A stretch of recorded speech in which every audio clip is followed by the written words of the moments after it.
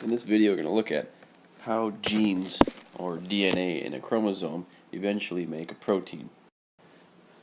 So we'll start by just looking at a chromosome. It could be any chromosome, whatever. We're going to specifically look at a gene found right down here. And if we zoom right in on that chromosome, we can take a look at the DNA structure. And if you zoom all the way in, eventually you'll see that standard double helix, and if you zoom right in, you'll see the rungs, and we'll go in even further and take a look at the bases. And here you might have, if this was an A, maybe we have a G, a C, a G, and a T, and we know the complementary bases for DNA. A is always going to bind with thymine, or T, G with cytosine, vice versa, and we can fill in all the bases all the way down.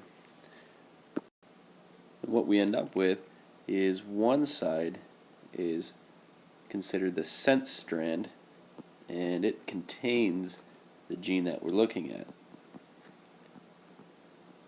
The opposite side over here is just called the antisense.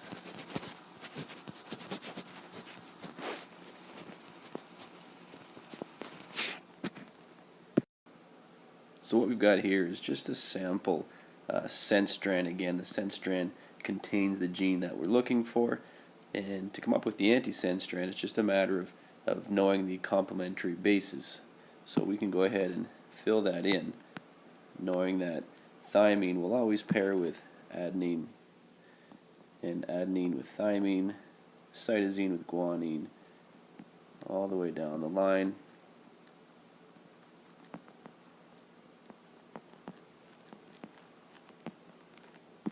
And then we've got our antisense strand lined up in our sense strand. And we know that DNA codes for protein, so somehow this DNA sequence found in the nucleus has to make its way to the cytoplasm, because we know that ribosomes make the protein. So you have to end up going from this DNA sequence to the protein. And in order to do that, the DNA never actually leaves the nucleus, but it makes a copy of itself in the form of a messenger RNA. And this is short mRNA. And the mRNA is actually identical to the antisense strand, except that we know in RNA there's no such thing as thymine. It's replaced with uracil, so we have to keep that in mind as we build our sequence. So it's the same. It's going to be A, but instead of having the T, we have to replace it with a U, and then we get G, C, C, again a U instead of thymine, G, A, C, U, A, A. And we have our mRNA sequence. Now that we have our mRNA, we can go ahead and figure out what amino acids are going to be coded for by this DNA. And the amino acids are the building blocks for a protein. Remember, we're going from DNA to a protein, and it's going to be this mRNA that tells us what amino acids are required to build this protein. One thing we have to know before we do that is that a group of 3 bases in the mRNA sequence is called a codon, and it's one codon that codes for an amino acid. So there's one codon, we have a second codon, just a group of 3 bases, another group of 3, so another codon, and finally a 4th codon at the end. And all we do now is use this chart to find out what amino acids are being coded for. So to read this, the first one, you've got AUG, so we find A, so we're somewhere in here. That's the first base. Next, line it up with the second base, so U, so we are AU in this box.